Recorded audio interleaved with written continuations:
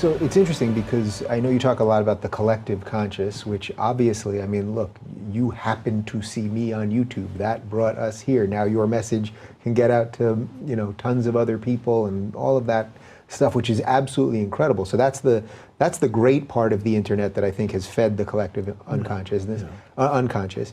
But then there's another part of it where we seemingly are just fighting all day long. And you mentioned before, we're distracted all day long. So if we're standing on a corner, we automatically go to our phone. Do you think that level of distraction and technology and our adolescence relative to knowing what is really going on by having the world in your pocket at all times, do you think that is leading us to a sort of strange existential crisis that actually could have never happened before just because of the speed with which we can communicate and learn and hate and all of those things? Yes.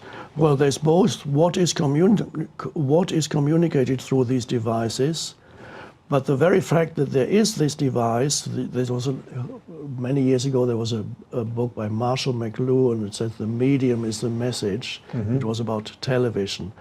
But the nature of the device itself, we need to be very careful, because what it does is it contributes to the clutter of our minds. So no matter, potentially, it can be a very beneficial thing to connect with humans through these devices. But at the moment, the dangers that it might be destructive are greater.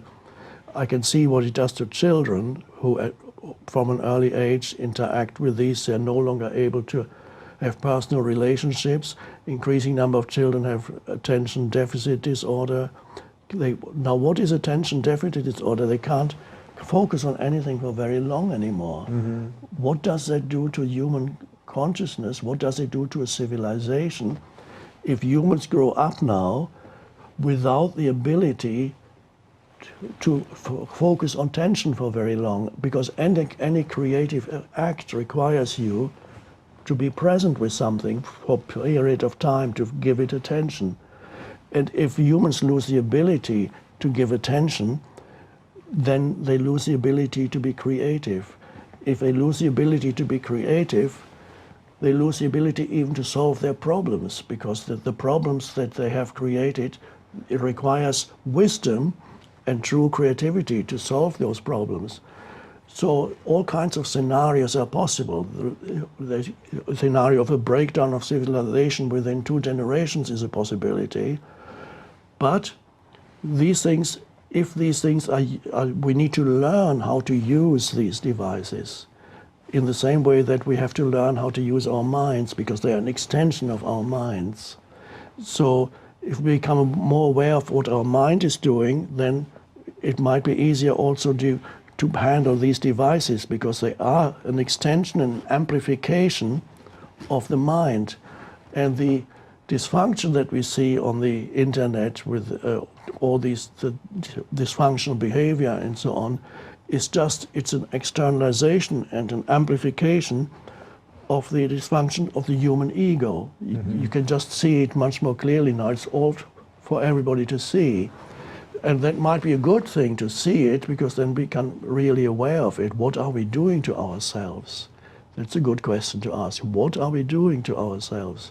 This is becoming insane. And the moment you see that it is insane, then there's some sanity in you, because nobody who knows they're insane is completely insane. The really insane people don't know they're insane. So if you see the insanity in the way that we collectively communicate, you say, okay, I'm not going to be part of that. It's necessary to see it. And then your responsibility as an individual is not to feed it, to stay conscious, to stay present, so that your input is conscious and does not seek to destroy other human beings and dehumanize and demonize other human beings.